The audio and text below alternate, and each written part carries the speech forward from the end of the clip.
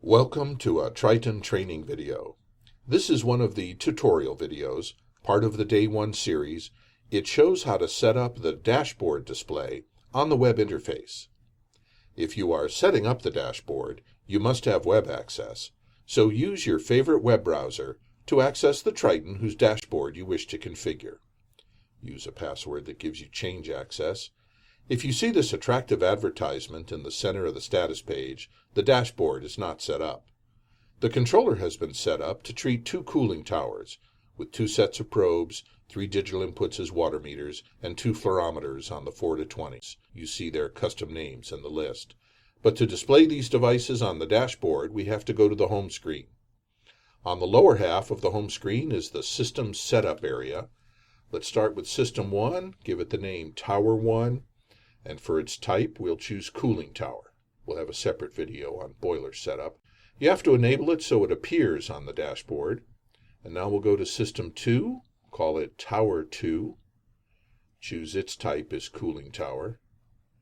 And also enable it so that it appears on the dashboard. Let's stop our setup for a moment and go look at the system status page with those two systems defined. You can see the two tabs for Tower 1 and 2.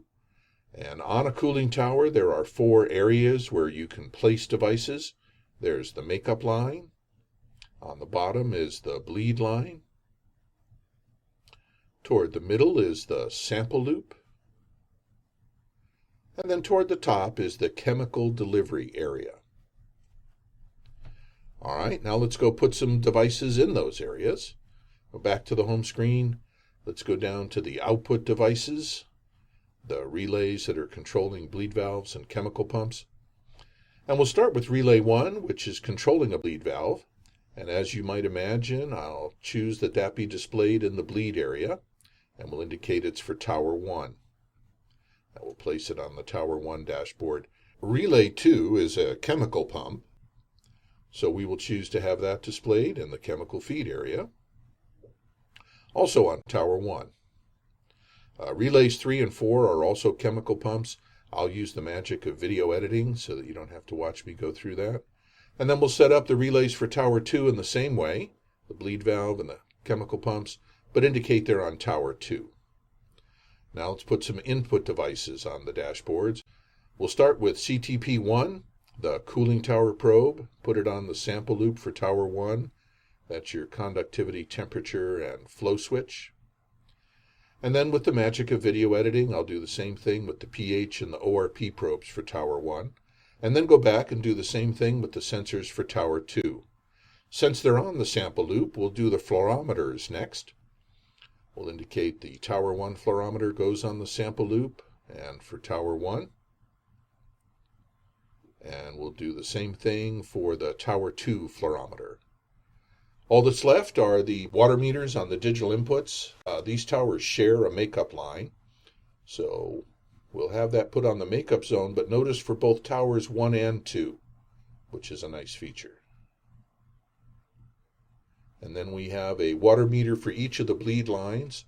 We'll start with the T1 bleed meter, put it on the bleed area, and say it's for Tower 1. And then we'll do the same thing for the T2 bleed meter, but indicating it's for Tower 2. All right, we've set up our dashboard. Let's go take a look at it. And there are all our devices with their real-time measurements. These are all the T1 devices on Tower 1. And if we go to Tower 2, we can see there's all our T2 devices. And don't forget the other features of the dashboard, hovering for extra information or double-clicking to go to the config page. And now it's time to save our configuration. And that's how you set up the dashboard for the Triton's web interface. Well, I say we put the big green check on this one because we're done. Thank you for watching.